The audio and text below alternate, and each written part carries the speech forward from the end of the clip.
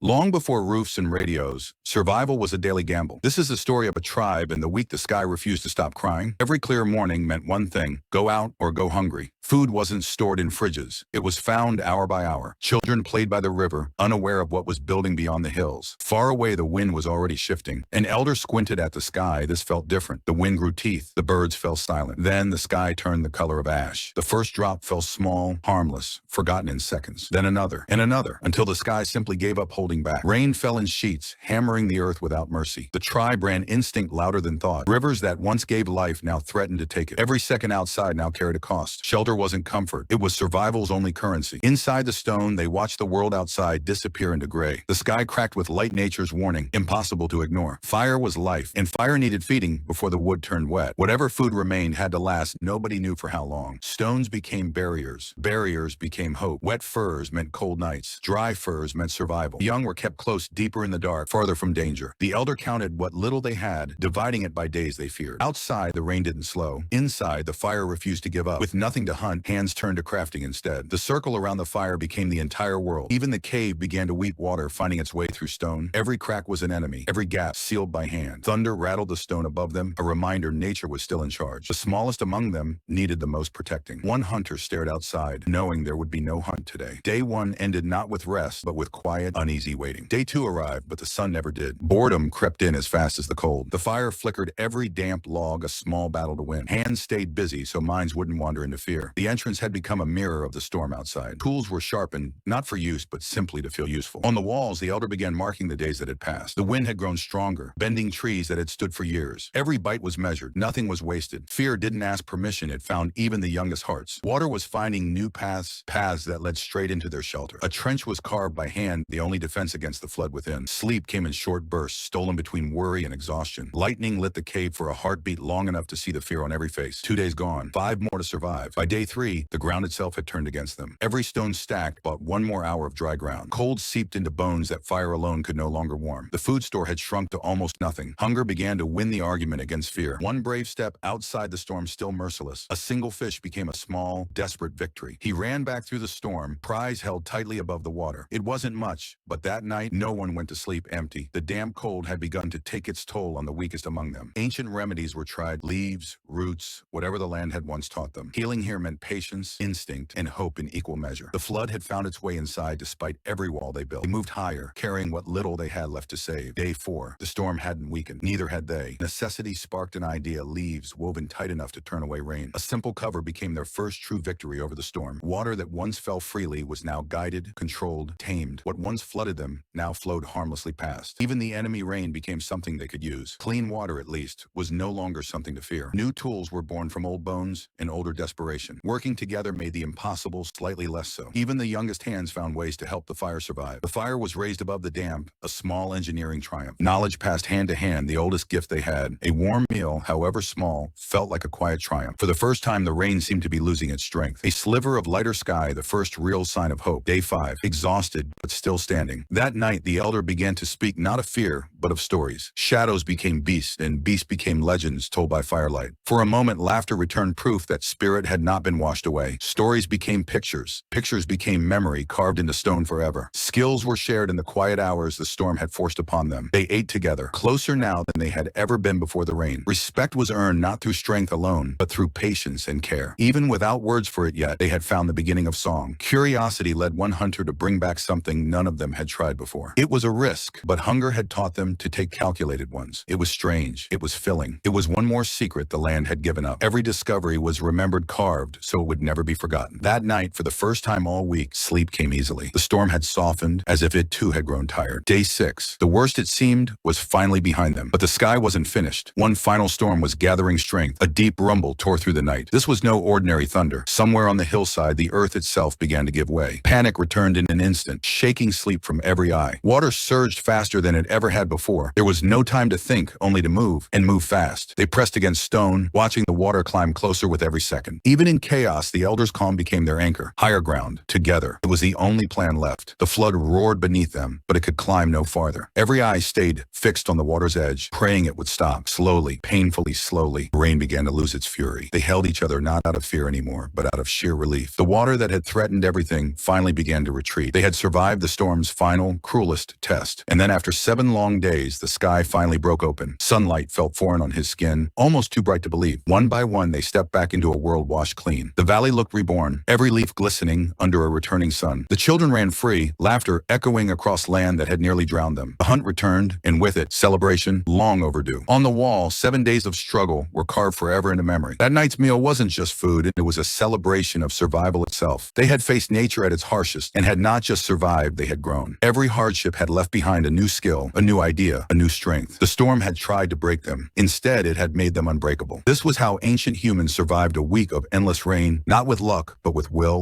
fire, and each other.